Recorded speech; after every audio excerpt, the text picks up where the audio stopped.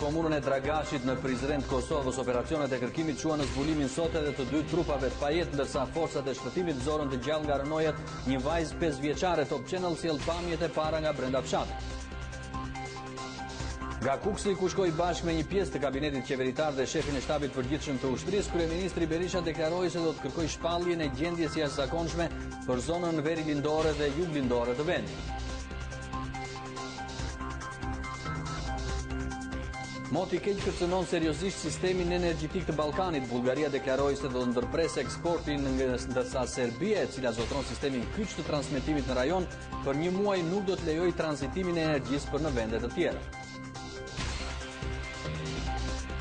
Zonja dhe zotëri, mirëmbrëmje. Përshëndetje, më të indër të tjera në këtë edicion lajmësh ju do të ndiqni. Kryeministri i Greki bëri thirrje gjatë një fjalimi dramatik parlamentit të vendit për të votuar paketën e masave shtrënguese.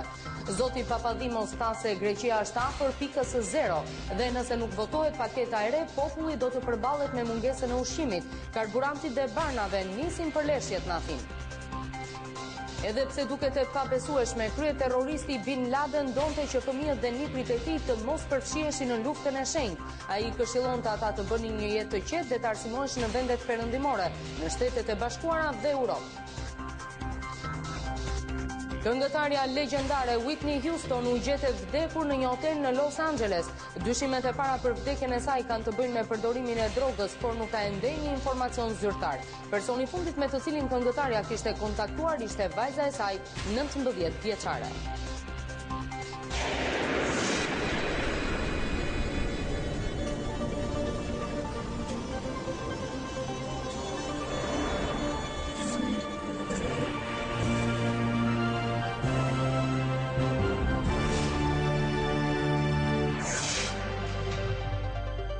Do t'jerim tani një vështrim më detajuar zhvillimeve kryesore të ditës dhe do të nisim me tragjedinë në Kosovë. Bilanci i viktimave që shkaktoi një ortek në Dragash në Kosovën Jugore arriti në 9 pas gjetjes edhe të 2 trupave të tjerë të pajet sot në mesditë.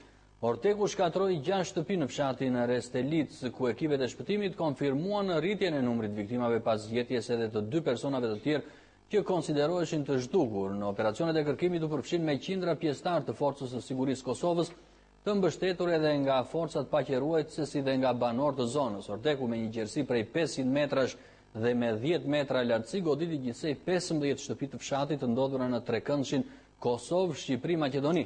Operacioni u vështirësua së tepër migjatorëve të natës për shkak të shtimit të rreshjeve dhe të erës së fortë. Vendi është prekur prej ditësh nga moti keq me rreshje të dendura të bore që kanë krijuar vështirësi të shumta, sidomos në komunat perëndimore të Deçanit dhe të Pejës, duke lënë dhe mjaft fshatra të izoluar. Ne do të lidhemi tani drejt për drejt me gazetaren tonë Erina Matraxhiu, e cili ndodhet në Dragash, fare pranë Restelicës, ku edhe ndodhi tragjedia e rëndë. Mirëmbrëma Erina. Mirëmbrëma Ilir, ashtu siç e the edhe ti, ne ndodhemi pikërisht në Dragash, është rreth 24 kilometra larg fshatit të tragjedisë. Ishte pikërisht në atë fshat ku një ditë më parë në ora 11:30 forcat e FSK-s pranuan një njoftim se kishte rënë një ortek dhe ishin gjithsej 11 banor të bllokuar në ndëbor. Sot nuk ka disa orë, pra që në ora 16 janë ndërprer, ishte dita e dytë e kërkimeve dhe kërkimet u ndërprejnë për shkak të motit që, siç e shihni dhe ju, vazhdojnë rreshjet e dëborës dhe rrezikut për orteqe apo ndodhi të tjera. Ndërkohë, gjatë ditës, ekipet e shpëtimit, punën e tyre, e ndoqën në fshat një ekip i Top Channel, i përbërë nga gazetari Valmir Elezi dhe operatori Bujar Sulejmani. Këtë kronik ju do të keni mundësi ta ndiqni më tej gjatë këtij edicioni. Është një kronik e realizuar në kushte mjaft të vështira, pasi hyrja në fshat realizohet vetëm në këmbë dhe ne me mbritjen tonë këtu në Dragash, policia na këshilloi që të mos vazhdojmë më tutje me automjete, pasi rruga është një kalimshë dhe ka vështirësi. Ndërkohë gjatë natës dhe një ekip tjetër i Top Channel e ndoqi këtë ngjarje duke shkuar pikërisht deri në këtë pikë, ishte Arta Berisha me operatorin Lorik Bajrami. Ju mund të ndiqni edhe kronikën mbi këtë ngjarje, ishte pikërisht një mrekulli apo jo? Shpëtimi 5 vjeçar. Dhe mrekullin, po, pikërisht, mund ta quajmë mrekullin dhe si të thuash atë pikën e shpresës në këtë tragjedi, shpëtimin e 5 vjeçares, së cilës i humbje gjithë familja fatkeqësisht. Mund ta ndiqni kronikën. 5-vjeçaria Amser Areka është mbjetuara e vetme e tragjedisë që ndodhi në fshatin Restelic të komunës së Dragashit si pasojë e rrëshqitjes së borës. Voglushja qëndroi për më shumë se 12 orë e strukur në rronoja të shtëpisë së saj, derisa një ekip i njësitit për kërkim shpëtim të IFSK-s arriti ta lokalizojë vendin ku ndodhet ajo dhe ta shpëtoi vajzën. Burimet spitalore thonë se gjendja shëndetësore e saj është e mirë, pavarësisht se kur është pyetur nga mjekët, Amser Arekës nuk i është kujtuar asgjë nga ajo që ka ndodhur. Nga ana tjetër, situata në fshatin Restelic është mjaft e rëndë, pasi mundësitë për të shpëtuar njerëzit janë shumë të vogla. Po vija ajrore s'ka më shumë se 2 kilometra e gjys, po piktu rrotull du të më shkuja 5 deri 6 kilometra të mira e kemi të. Rruga për në vendin e ngjarjes është e pamundur dhe atje nuk mund të shkojnë makineritë e rënda. Derisa FSK-ja ka ngritur shtabin emergjent në Restelic, pjesëtarët e saj janë detyruar që me lopata dhe mjetet e tjera të dorës të hapin tunele për të mbërritur tek shtëpitë e rënuara. Ndërkohë që rreshjet e vazhdueshme të borës e vështirësuan edhe më shumë misionin e pjesëtarëve të FSK-s në kryerjen e aksionit të kërkim shpëtimit. Ka rrezik që të rrotesë tjera? Po, rrezik, normal, për atë arsye ne jemi thirrur edhe për me bëjt jetat e njerëzve që janë të vopun. Për ata i kisha sugjeruar mos me lëviz më aty. Është ora 2:15 pas mesnate dhe ne ndodhemi në hyrje të fshatit Restelic të komunës së Dragashit, ku ndodhi edhe tragjedia një ditë më parë.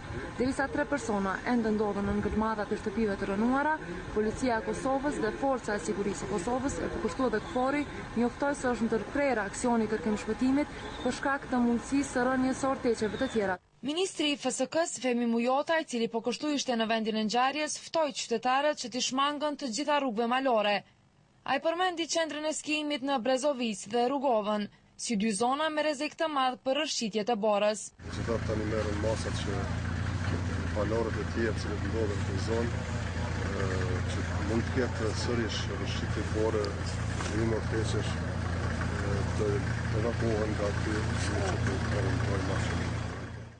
Fshati Restelic, i cili u godit nga kjo fatkeqësi natyrore, ndodhet në kufi me Shqipërinë. Ky fshat numëron rreth 6.000 banor. Shumë prej tyre mësohet se jetojnë dhe punojnë prej kohësh në Firencet e Italisë. Ndonse fshat kufitar, Orteku i Borës shkatroi një lagje rreth malit, në të cilën jetonin vetëm 2 familje, të cilat edhe pësuan nga rrëshqitja e borës. Arta Berisha, Top Channel, Restelic. Në fakt, si që gjua den kronik, po i lirë desha të shtoja që familjarët kanë mbërritur, banorët sapo na e kanë konfirmuar që familjarët e viktimave nga Italia kanë mbërritur, ndërkohë desha të shtoja se viktimat e fundit që janë gjetur tani pas dite, 2 trupat i përkisin pikërisht 2 bashkëshortëve. Kërkimet do të fillojnë nesër në ora 7 të mëngjesit dhe kujtojmë që është një ditë e shpallur, ditë zi në Kosovë. Nuk e di nëse ka një diskonkordancë midis 2 institucioneve, pasi redaksia jonë Prishtinë ka planuar 2 emaile, në të cilat së pari me 10 minuta diferencë e njoftonte shpalljen e ditës zi presidenca dhe tek i dyti 10 minuta më vonë shpallte kryeministria, gjë që do ta sqarojmë në orët në vijim. Atëherë Erina, ti udhtove drejt Kukësit sot apo jo? Si ishte situata në aksin rrugor që lidh kryeqytetin me verilindjen e vendit, sepse e shikojmë që bora nuk ka ndërmend dhe sipas parashikimeve do të vazhdojë me intensitet deri në fundjavë. Po i lirë është e vërtet, ishte një udhtim mjaft i gjatë, mund të them në kushte ekstreme të motit, por edhe të rrugës. Ajo që të bie në sy nga 2 ditët e mia të udhtimit në këtë autostradë, pasi e kanë përshkuar dhe dje këtë autostradë, është që autostrada e kombit, pothuajse është shuar në një farë kuptimi, sepse nga të 2 korsit në të 2 anët vetëm njëra është e përdorshme dhe gjithmonë njëra korsi mbetet e mbuluar nga bora, mund të them një nivel trashësie prej 1 metrash. Gjatë gjithë kohës, her pas here në disa segmente, rruga bllokohej, kishte akull, rrëshqisnin automjetet e tonazhit të rënd sidomos, pavarësisht se ishin me zinxhir, dhe në mungesë të një patrulle policie, rruga hapej nëpërmjet vetë shoferëve të automjeteve tjera, me mjete rrethanore, me shufra hekuri apo me lopata që u amernin borpastrueseve, që për ironi të fatit sot i kemi parë që të mbeten dhe vetë në dëbor, dhe për shkak të mbetjes së borpastruesve në dëbor, mbeteshin dhe me 10 makina në autokolonat që vinin pas borpastrueseve. Pra ishte një situatë kaotike. Irina Matraxhiut, falenderoj për këtë panoramë të zhvillimeve që na sollen nga Kosova dhe urojmë të mos kemi më ngjarje të tilla.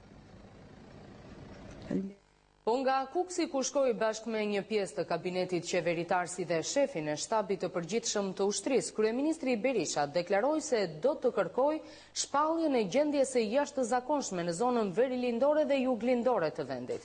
Një mbledhje e qeverisë pritet të zhvillohet pas pak minutash, e po aty pritet të shpallet gjendja jashtëzakonshme, ndërsa ushtria është vënë në gjendje gatishmërie. Për të parë nga afër situatën e krijuar nga moti i keq, kryeministri Sali Berisha së bashku me 6 ministra kanë mbërritur në qarkun e Kuksit. Në ambientet e prefekturës, kryeministri Berisha ka zhvilluar një takim me shtabin e emergjencave, nga ku ka lavdruar punën e këtij shtabi duke kërkuar solidaritetin e të gjithë qytetarëve. Zoti Berisha tha se qeveria ka të gjitha fondet dhe do të kryejë lëvërimin e tyre për t'i ardhur në ndihmë banorëve të izoluar dhe për zhbllokimin e rrugëve nga dëbora. Gjithashtu kryeministri Berisha ka folur edhe për hapat e mëtejshëm që planifikon të marrë qeveria për t'i bërë ballë kësaj situate. Unë mendoj se në këtë situatë qeveria do i propozoj të shpallë gjendjen e emergjencës për zonën verilindore dhe zonën juglindore, sepse mobilizime më të mëdha mjetësh dhe fondesh duhen dhe ato mund të bëhen në kuadrin e kësaj gjendje. Është po thuaj gjysmë e territorit të vendit në kushte vështirësie serioze për shkak të sasisë së madhe të dëborës. Ndërsa kryeministri Berisha ishte në Kukës, kreu opozitës Edi Rama nëpërmjet postimeve në rrjetin social Twitter thotë se deklarimet e kryeministrit në veri për fonde për banorët, kopje premtimeve për Shkodrën e përmbytur. Askush s'është ndihmuar me fonde ende sot. Në një tjetër mesazh drejtuar kryeministrit, Rama shkruan se kryeministri mund të gënjejë për ngricat që kanë bllokuar ekonominë, por s'mund të fshet dot dëborën që ka bllokuar veriun e gjunjëzuar tërësi shtetin. Rama cilëson qeverinë në mesazhin e tretë për këtë çështje si të pafuqishme për të përballur me emergjenca, pasi sipas tij arka e shtetit është bosh, kurse shteti është rënuar në moral e në profesionalizëm. Do të rikthehemi edhe një herë tragjedisë kosovare, sepse ashtu siç e tha dhe shefja e zyrës sonë në Prishtinë, Irina Matraxhiu, Top Channel mundi të futet në fshatin Restilic, ku trupat e forcës së sigurisë Kosovës mundën të nxjerrin edhe 2 trupa të tjerë, të cilët e quhen siç tham në 9 numrin e viktimave, po kërkohet madje edhe për një person të tretë.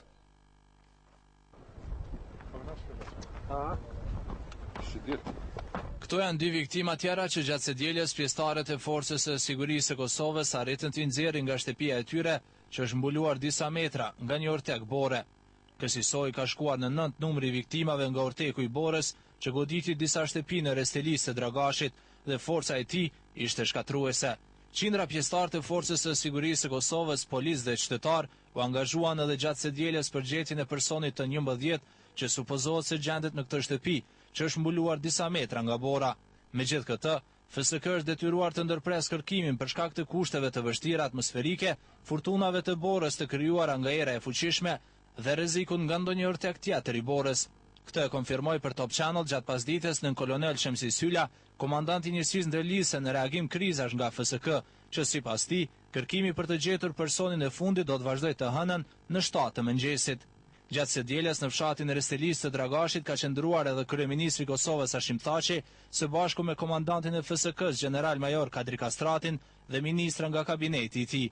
Kreu i qeverisë ta paramediave së shteti i Kosovës do të ofrojnë ndihmën e nevojshme për përballim në kësaj tragjedie. Dhe shteti i Kosovës do të jetë afër qytetarëve të Restelicës, aktualisht vajza që e gjetur e gjalla është duke fshëruar dhe kemi vënë potencialin ton të gjithanshëm në shërbim të mbijetesës dhe do të jemi me gjitha potencialet tona shtetërore pranë këtij fshatri, pranë këtyre familjeve, fillimisht të strehohen në vende më të sigurta të tjera të familje, pastaj natyrisht edhe me mjete materiale. Për shkak të kësaj tragjedie të hënën do të jetë ditëzie në Kosovë dhe në të gjitha institucionet shtetërore publike të Kosovës, flamuri i Kosovës do të ulet në gjysmështiz.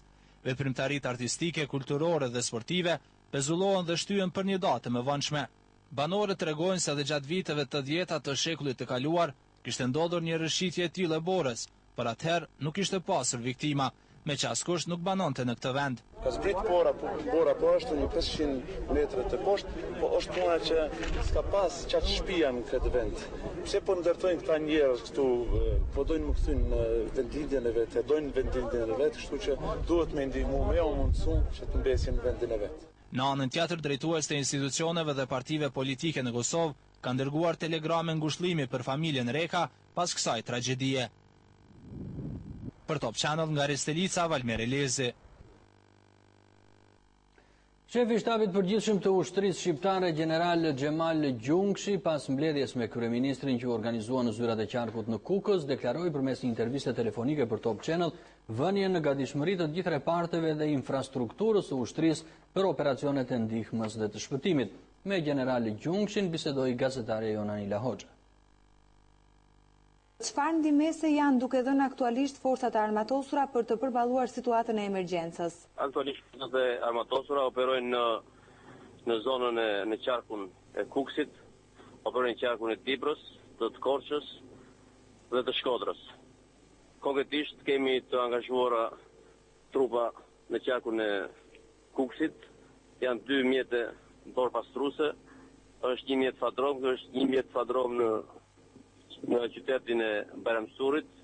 Në drejtim të qytetit të Bayramsurit kemi nisur dhe 1 mjet me zinxhir, i cili të bëjë të mundur hapjen e akseve por të arë sa më shpejt dhe sa në kohën më të reale për të arë në ndim të gjithë banorëve të këtyre zonave. Aktualisht unë jam në Kukës, gjendja nuk është e shumë alarmante.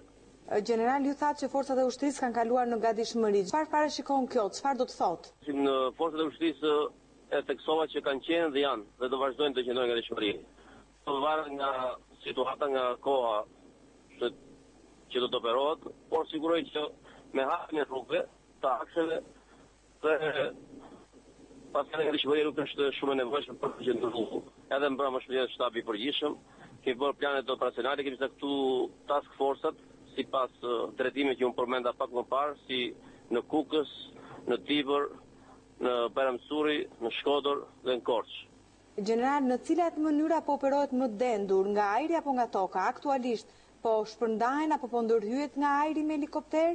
Aktualisht nuk po ndërhyhet nga ajri, sepse vetë situata meteorologjike nuk e lejon, dhe nuk e bën të mundur në mënyrë kategorike fluturimi nga ajri të helikopterëve.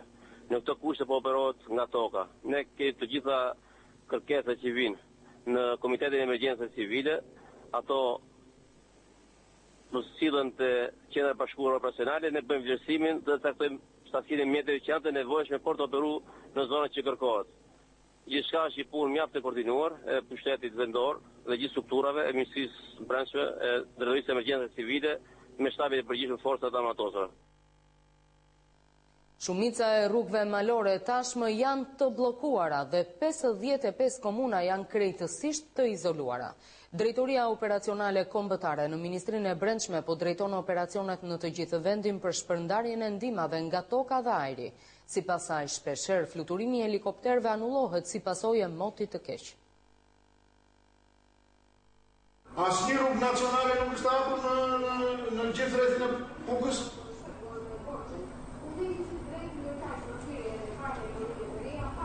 Vetëm gjegjemi. Kjo është një ndër 10 telefonata që vinë në sallën e Drejtorisë Operacionale Kombëtare, prej nga ku merret informacion nga të gjitha qarqet dhe komunat e bllokuara nga dëbora. Prej kësaj zyre, informacioni mandej i shpërndahet menjëherë shtabit të emergjencës, për zonat ku është e domosdoshme të ndërhyjet. Kreu i Drejtorisë Operacionale Xhafer Seidi Po për top cenën se aktualisht janë të bllokuara dhe në izolimin e dëborës 55 komuna. Situata më e vështirë paraqitet në komunat e Shkodrës, qarku të Shkodrës, në qarkun e Kukësit dhe në qarkun e Dibrës. Këtu kemi situatën më të vështirë për që po punojnë të gjitha shtabet e emergjencave në drejtimin e prefektet qarqeve. Aty janë po punojnë maksimalisht drejtoritë rajonale të rrugëve nacionale, drejtoritë e rrugëve rurale në për qarqe. Po një ndihmë të jashtëzakonshme ka po jep ushtria me të gjitha mjetet e saj, me fadroma, me borpasruse, me bielorusa, me forca njerëzore, vetë ushtria po punon për mbajtjen e këtyre akseve. Për shkak të situatës së rëndë, informacionet urgjente ja lën vendin njëra tjetrës. 2 helikopteri ishin bërgati të niseshin drejt komunave të Librashtit në mesditë. Por disa minuta më vonë, urdhri u anullua për shkak të stuhive. Ka pas probleme, janë kthyer, disa helikoptere janë furnizuar, janë nis, janë kthyer, dije nuk u ngritën se kishte shumë erëra, por helikopterët tani janë gati në drejtim të Librashtit, do nisen 2 helikopterë për çfarë ndihma, ndërsa kamionët janë nisur që në orën 8:30 mëngjesit. Pra, nuk shumë operohet aktualisht me kamion? Edhe me kamion dhe nga ajri, në ajri sigurisht kur hapet koha. Në të gjitha misionet me ndihmë ushqimore deri të dielën në mesditë, u janë dërguar banorëve të bllokuar 812 pako ushqimore, me nga 22 kg secila, dhe ku është llogaritur se çdo familje ka vetëm një pako të tillë. Gjithsej janë shpërndar 15884 kg ushqime dhe 4060 kg detergjent. Shërbimi meteorologjik deklaroi se parashikimet janë të këqija, temperatura do të vazhdojnë të bien nga sot dhe deri në fund javës tjetër të hënën, do të pushojnë në rreshjet, por në mesjavë bora në male dhe shiu në zonat e ulta do të rifillojnë sërish. Rreshjet e dëborës do të vijojnë deri në mesditën e së hënës në zonat veriore dhe juglindore të vendit, ku trashësia mesatare e dëborës ka shkuar mbi 70 cm. Shërbimi meteorologjik ushtarak parashikon se ditën e hënë i gjithë vendi do të përshkruhet nga rrymat e ftohta që vijnë nga pjesa veriore e Europës, duke sjell ulje të temperaturave dhe ndërprerje të rreshjeve. Për datën 13 do kemi prap ulje të temperaturave. Mesdita dhe pjesa e dytë e ditës së hënë por flasim, do të jetë më e stabilizuar. Do të kemi ndërprerje të fenomeneve, ndërsa të martën dhe të mërkurën, intensiteti fenomeneve është më i ulët, temperaturat janë pak më të ulta, do të kemi ndërprerje të fenomeneve, nuk do të jenë të vazhdueshme, do të jenë të dobta dhe të lokalizuara. Rreshjet e dëborës dhe shiut pritet të rikthehen ditën e njëjtë. Meteorologët parashikojnë se temperaturat do të shënojnë një tjetër zbritje. Hartat dhe parashikimet afatgjate tregojnë që moti do të jetë pak më i stabilizuar në datat 17 dhe 18, por masa do të vazhdojnë të jenë të ftohta dhe do të shoqërohen her pas here dhe me erra të vrrullshme. Gjithë vendi është përfshirë nga temperaturat e ulta të cilat janë shoqëruar me rreshje dëbore, duke sjellë bllokim të shumë zonave në gjithë vendin. Moti i keq që ka përfshirë Europën lindore kërcënon seriozisht sistemin energjetik të rajonit ballkanik. Bullgaria deklaroi se do të ndërpres eksportin e energjisë, ndërsa Serbia, e cila zotron sistemin kyç të transmetimit në rajon, shpalli gjendjen e jashtëzakonshme dhe për një muaj nuk do të lejojë tranzitim të energjisë për në vende të tjera.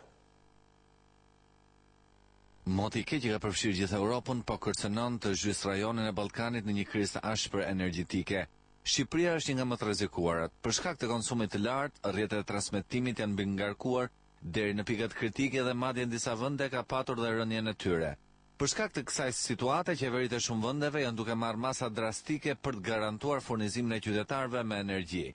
Bullgaria, një nga eksportuesit më të mëdhenj të energjisë në rajon, deklaroi se do të ndërpres plotësisht eksportin, ndërsa Serbia lajmëroi ndalimin e transmetimit përmes rrjetit të saj, duke i vendosur të gjitha kapacitetet në shërbim të korporatës vendase të energjisë. Rrjeti transmetues i Serbisë është urnaza kyç e qarkullimit të energjisë në rajon, prej nga ku kalon shumica e shkëmbimeve energjetike. Qeveria serbe ka shpallur gjendjen e jashtëzakonshme deri në fund të muajit dhe gjatë kësaj periudhe nuk do të lejojë tranzitimin e energjisë nga rrjeti i saj në drejtim të vendeve të tjera. Ky vendim i Serbisë kërcënon disa vende njëherësh të Ballkanit, veçanërisht Shqipërinë, Kosovën, Maqedoninë dhe Malinezi. Në Shqipëri për shkak se rezervat vendase ndodhen në pikat më të ulta, importi i energjisë po përballon aktualisht gati gjysmën e konsumit vendas. Në këto kushte, kufizimi i prodhimit dhe linjave të transmetimit në rajon, përveç se ka rritur çmimet, tashmë po kërcënon dhe me krizë furnizimit të energjisë. Ky është Top Channel. Policia e Tiranës nëpërmjet operacionit koduar depërtimi sekuestroi 150 kg kanabis sativa dhe arrestoi 3 persona si posedues dhe shpërndarës të saj. Ata janë Fiqiri Shkëlqim Kaso, 24 vjeç, Bledar Halit Danaj, 38 vjeç, punonjës policie në drejtorinë e Gjirokastrës dhe Arti Luan Karoli, 31 vjeç, që të tre nga ky qytet jugor. Zëdhënësja e policisë Tiranës Alma Katragjini tha se lënda narkotike u kap teksa po transportoi nga Lazarati për në kryeqytet. Arrestuarit u ndaluan në flagrancë gjatë shkëmbimit të lëndës në një parking pranë një qendre tregtare këtu në Tiranë.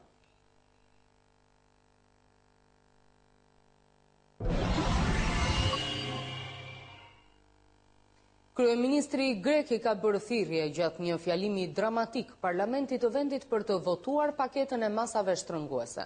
Zoti Papadimos tha në televizion se Greqia është afër pikës së zero dhe nëse parlamenti nuk e voton paketën e re, populli do të përballet me mungesën e ushqimit, karburantit dhe barnave.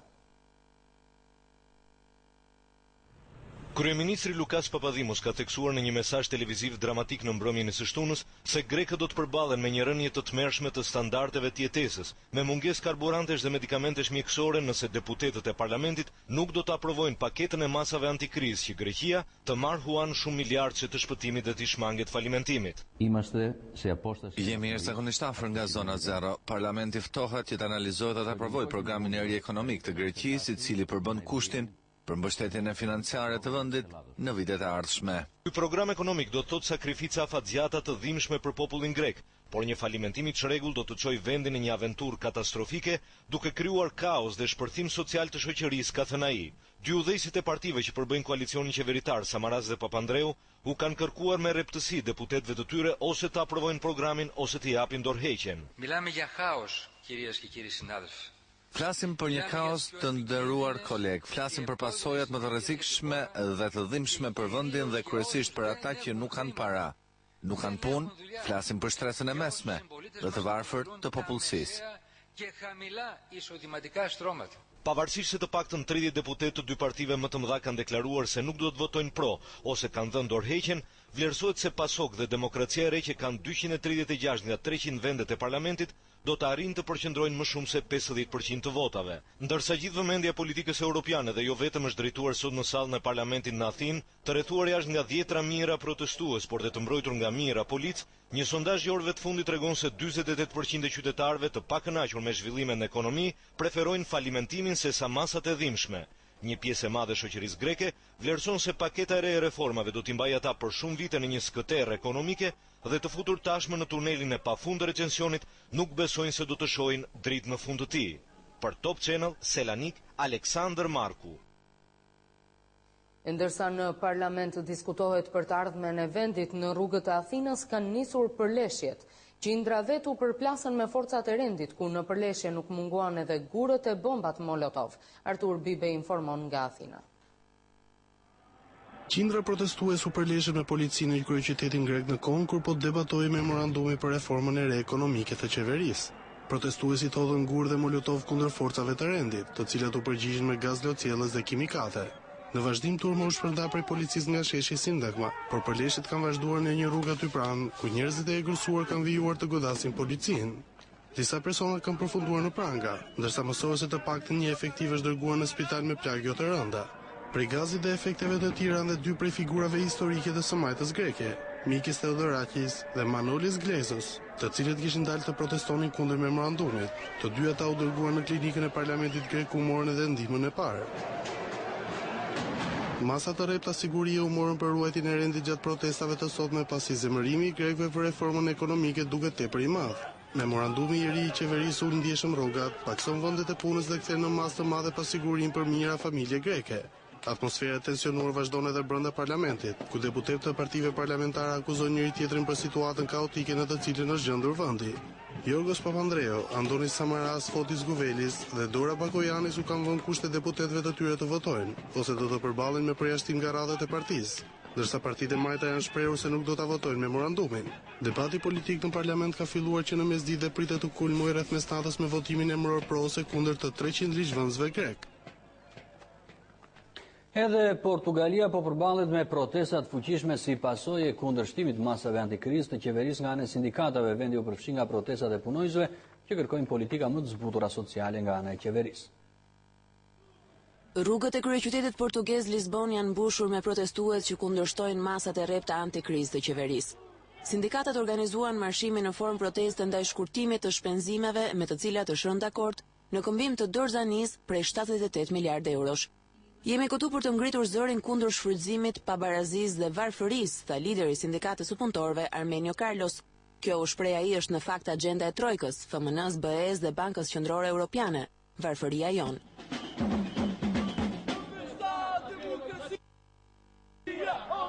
Qeveria socialiste portugeze ra dakord me kushtet e paketës së shpëtimit në muajin maj. Administrata aktuale konservatore është zotuar të rrisë taksat dhe të ulë përfitimet nga shërbimet e ndihmës sociale në mënyrë që të arrijë të plotësojë kushtet e dorëzanisë, e kjo ka ndezur zemrimin e njerëzve. Sipas parashikimeve të FMN-s, ekonomia portugeze do të rrudhet me 3% këtë vit, ndërsa borxhi i saj i jashtëm do të rritet në 116% të GDP-s, nga 107 që ishte vitin e kaluar. Edhe pse duket e pabesueshme, kryet terroristi Osama Bin Laden donte që fëmijët dhe niprit e tij të mos përfshiheshin në luftën e shenjtë. Ai këshillonte ata të bënin një jetë të qetë dhe të arsimoheshin në vendet perëndimore në Shtetet e Bashkuara dhe Europë. Osama Bin Laden e kishte idetë e qarta për luftën e tij dhe të organizatës që drejtonte kundër perëndimit. Në mesin e rekrutëve kishte plot të rinj, madje dhe të mitur, të brumosur me ndjenja xhihadiste. Por kur vinte fjala tek fëmijët dhe niprit e tij, kreu i Al-Qaedës kishte të tjera pretendime. Në fakt, si shërfen kunati i tij, Osama i këshillonte fëmijët e vet të qëndronin larg luftës së shenjtë dhe të jetonin të qetë në perëndim, ku të merrnin një shkollim të mirë. Shkonin në Europë dhe në Amerikë, arsimohuni dhe jetoni atje, u thoshte gjithmonë fëmijëve dhe nipërve, për të cilët nuk donte kurrësi të ndiqnin rrugën e terrorizmit. Rrëfen për Sunday Times, Zakaria Al-Sada, vëllai bashkëshortes së 5 të Bin Ladenit, Amal. Sa për sulmin e befasishëm të Navy Seals në kompleksin pakistanez, ku ish kryeterroristi saudit qëndronte i fshehur prej kohësh, Sadat thotë se mënyra se si ai u krye dhe ekzekutimi i Bin Ladenit i ka lënë të miturit të traumatizuar. Fëmijët nuk kanë oreks dhe kanë 9 muaj që nuk e kanë parë dritën e diellit me sy, thot 24 vjeçari që studion për gazetari. Më rënd është prekur sipas tij vajza 12 vjeçare Safia, e cila mbajti në krahët e saj përgjatë sulmit të ëmën e plagosur në kokë. Zyrtarët pakistanezë refuzojnë të lënë të lira 3 nga gratë e Bin Ladenit dhe 9 prej fëmijëve të tij, të cilët mbahen të mbyllur në një kompleks të Islamabadit në masa të rrepta sigurie.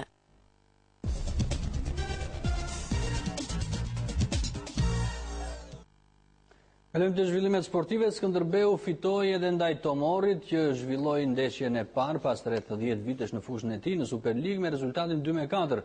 Kampionët në fuqi kaluan avantazhin në minutën e 9 me një 11 metrës që u shndrua në gol nga shkëmbi, por vendasit me një aksion të parregull shënuan golin e barazimit në minutën e 34. Në mbyllje të pjesës parë, sërish skuadra koçare kaloi në avantazh pas një goditje standarde të radhës.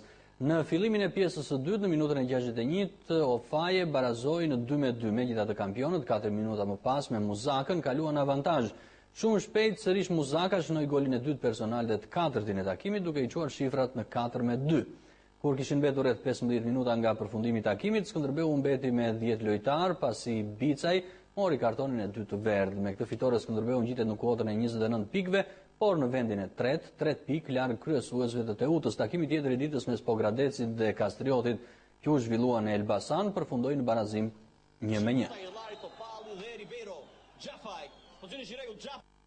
Tani në Serie A në Itali ku vazhdon paraqitja e dobët e Interit dhe këtë konfirmoi edhe humbja e kësaj jave me Novarën në San Siro. Skuadra e Mondonikos fitoi 1-0 me gol të Karacolës në minutën e 56 të ndeshjes. Zikaltrit dan maksimumin, por e patën të pamundur të kalojnë portierin e përfaqësueses shqiptare Ujkanin në ndonjë rast edhe të pafat si në momentin e goditjes së traversës nga Schneider. Në takimin tjetër të kampionatit italian, Catania fitoi 4-0 ndaj Genoas. Pas rreth 5 javësh pa fitore, skuadra e Montelës arriti të fitojë duke e përfituar edhe nga një ditë jo e mirë e skuadrës mike. Seria e golave u hap me 11 metrëshin e Lodit, që i hapi rrugë më pas 2 golave të Barrientos në minutën e 49 dhe të 52. Golin e 4 e shënoi Bergesio rreth 10 minuta më pas. Me këtë fitore Catania u ngjit në vendin e 12 me 27 pikë, vetëm 3 më pak se Genoa e vendit të 10.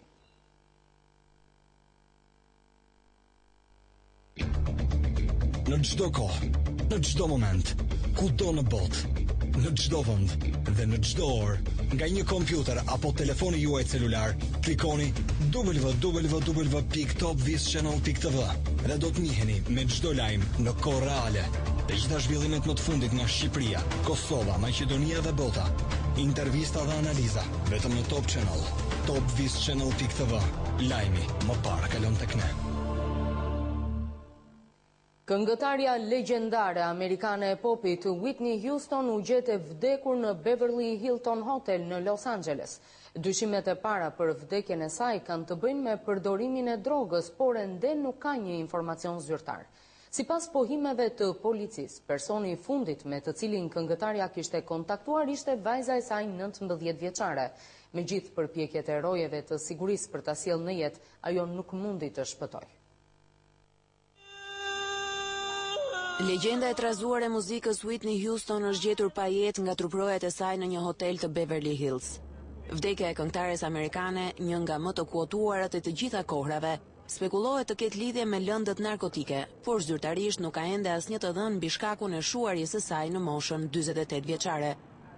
Zëri i mrekullueshëm dhe hite si I Will Always Love You dhe Saving All My Love For You e kanë gdhëndur emrin e Houstonit në faqet e muzikës botërore, por lufta e gjatë me drogën dhe martesa e turbullt me Bobby Brown e errësuan shumë karrierën e saj vitet e fundit.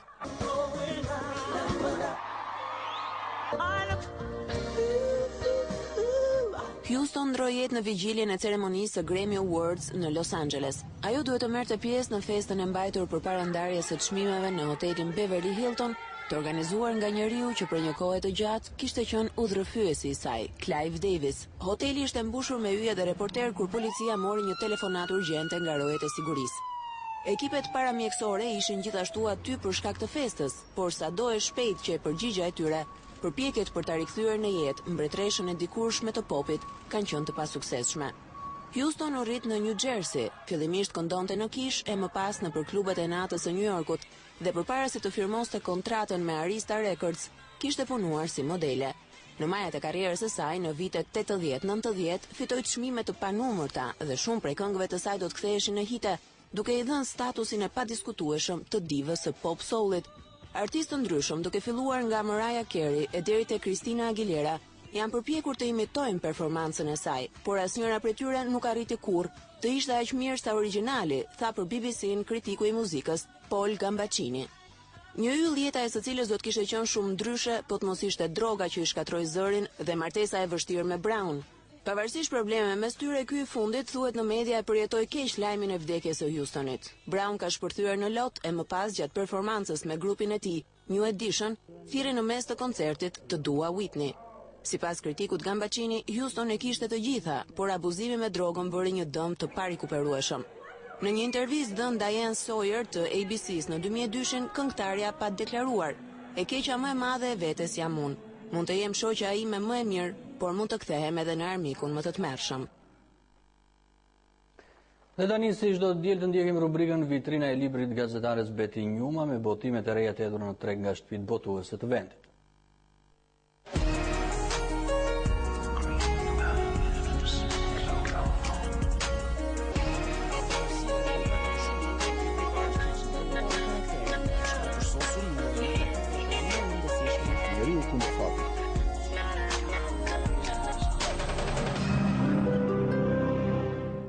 Në vitrinën e librit të kësaj jave dua të prezantoj dy autorë të letërsisë bashkëkohore ballkanike, të asaj që quhet Letërsi e mirë bullgare.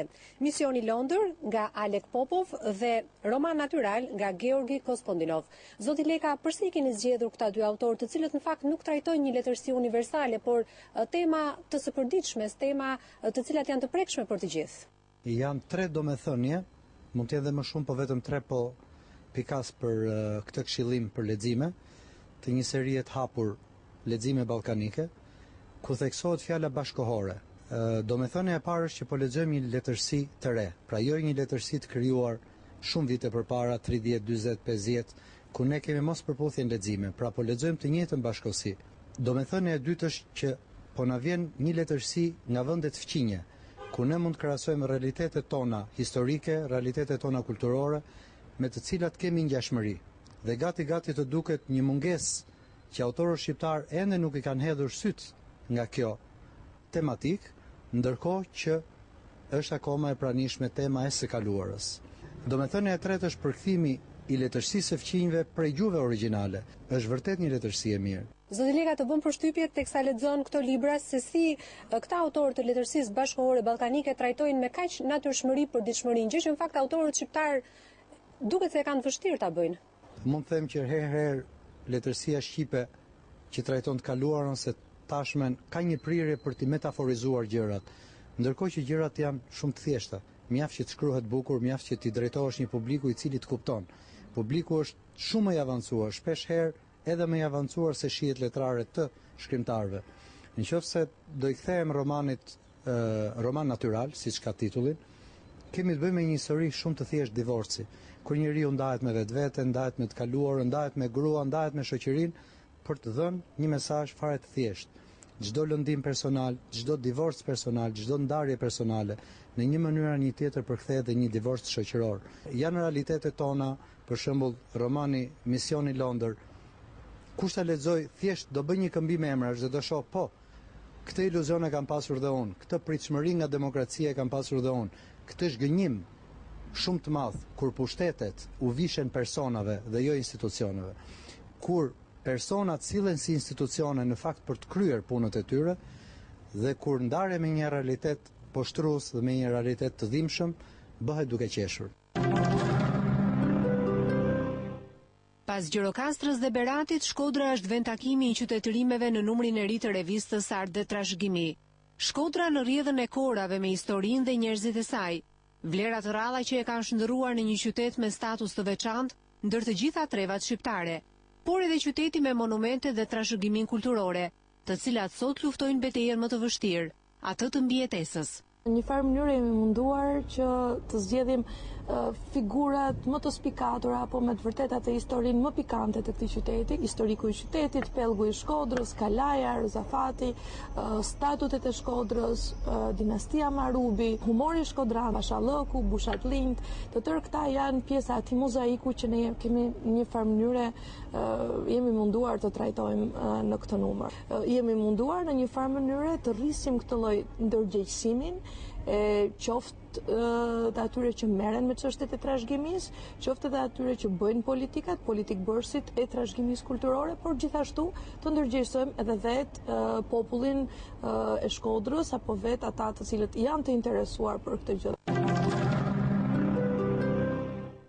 Kurkeri dhe Big lexuan letra dashurie në këtë seri të filmit.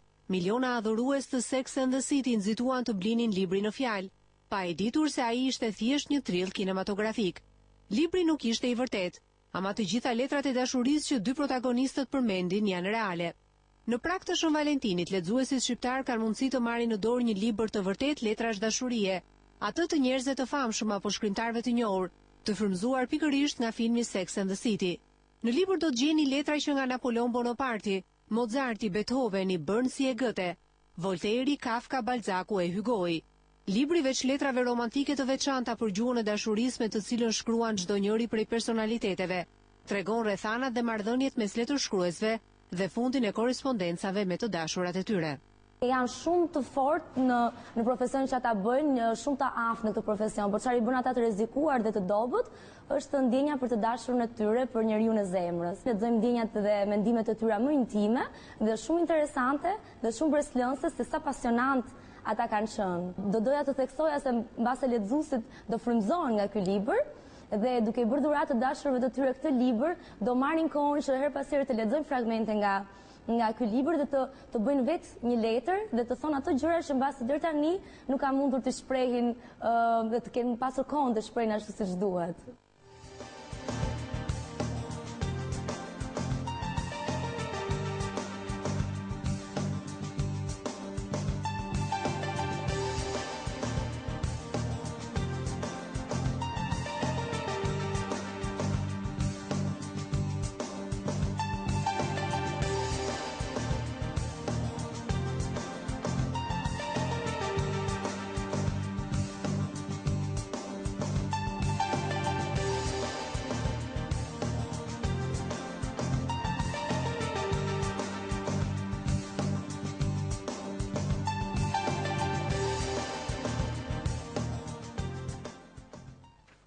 Këto pra ishin zhvillimet kryesore deri në këtë orë të së dielës. Këtë edicion lajmesh dhe të tjera zhvillime të minutës së fundit ju mund t'i gjeni dhe në faqen tonë në internet, ku gjithashtu do t'i njiheni edhe me programet e Top Channel. Ndahemi bashkë, mirupafshim. Mirupafshim.